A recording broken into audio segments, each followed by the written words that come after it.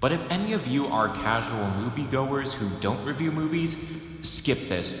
Well, that didn't age well at all. I'm sure some people have probably picked this up in my previous videos, but I really do not like Illumination. Or more specifically, I don't like what their movies represent. With a medium as versatile and magical as animation, where the only limit is your imagination, it's severely disheartening that one of the most financially successful studios in the industry is one that consistently puts out aggressively mediocre movies. So based on that, even after it was delayed for 22, I did not believe that Illumination would improve on Minions 2 in the meantime, and I was right.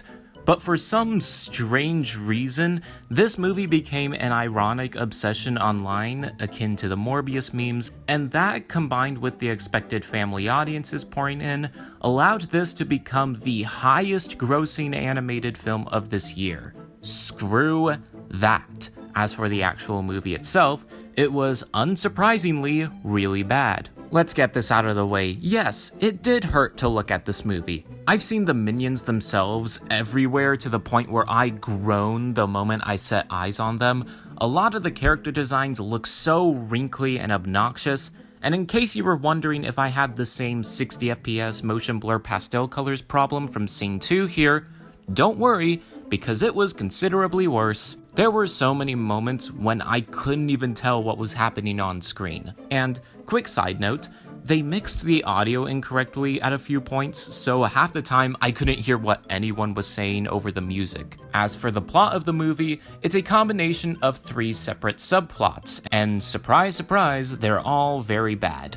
Let's start with the easy one. Otto's whole subplot about finding the amulet or whatever was such a headache to get through. It's just him walking and walking until he runs into Gru in the final act.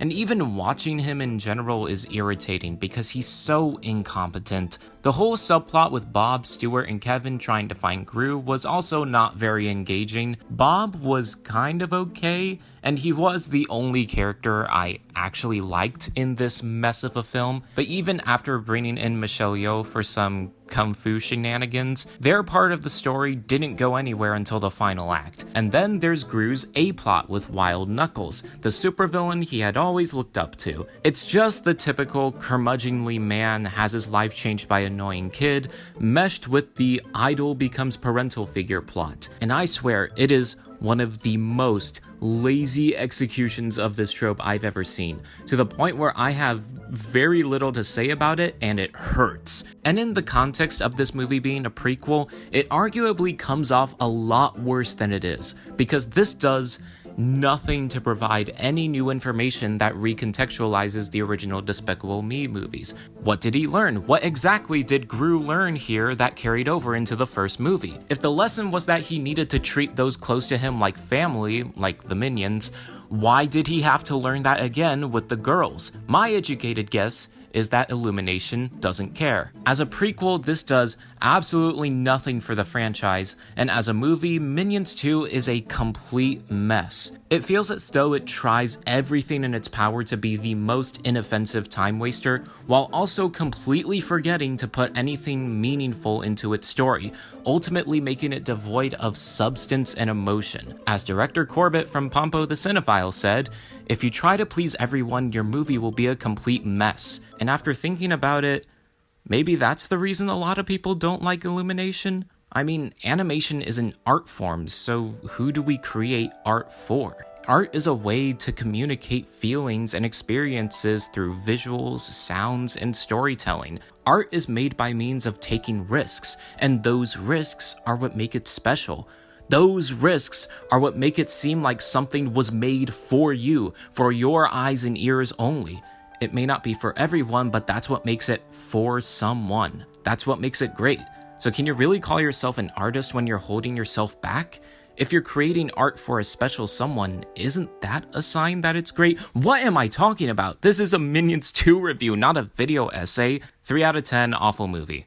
Now, another movie that I saw just recently is The Sea Beast, a Netflix original animated movie from the talents behind Moana and Big Hero 6, and it was a pretty cool movie. Sure, it's very familiar in its story beats. At times it reminds you of the likes of How to Train Your Dragon, and I'm sorry, but I'm not that big a fan of the curmudgeon and childish brat trope, as I just said. However, it manages to be a great comfort watch with amazing action and thrilling dialogue. Yeah, I'll say right now, the action is kind of awesome. The fights between different characters are very well choreographed, and the kaiju-esque battles between the different sea monsters are excellent to a T. As for the story itself, as I said, it is another curmudgeon and brat story, but the dialogue is still a lot of fun, making the dynamic between Jacob and Maisie a lot of fun to watch. Captain Crow is a very interesting antagonist, starting out by being Jacob's mentor figure, but when he and Maisie disobeys his orders to kill the Red Bluster,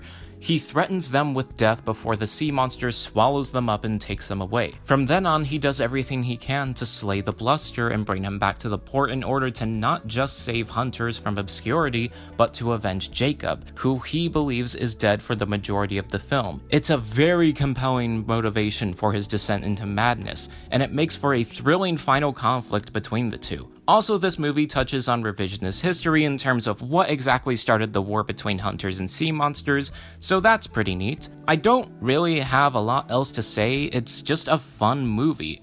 While it does feel similar to other stories, I can't deny that the action and dialogue make all the difference. 7 out of 10.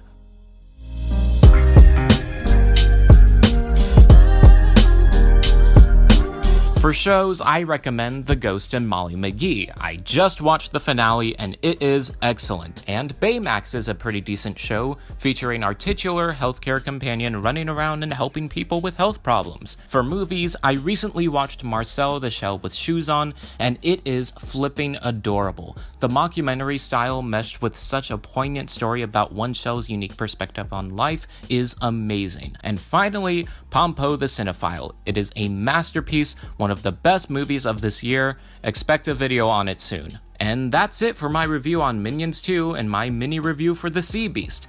Let me know what you thought of these movies. Make sure to like, comment, subscribe, and hit the bell. Thank you for watching, and see you next time.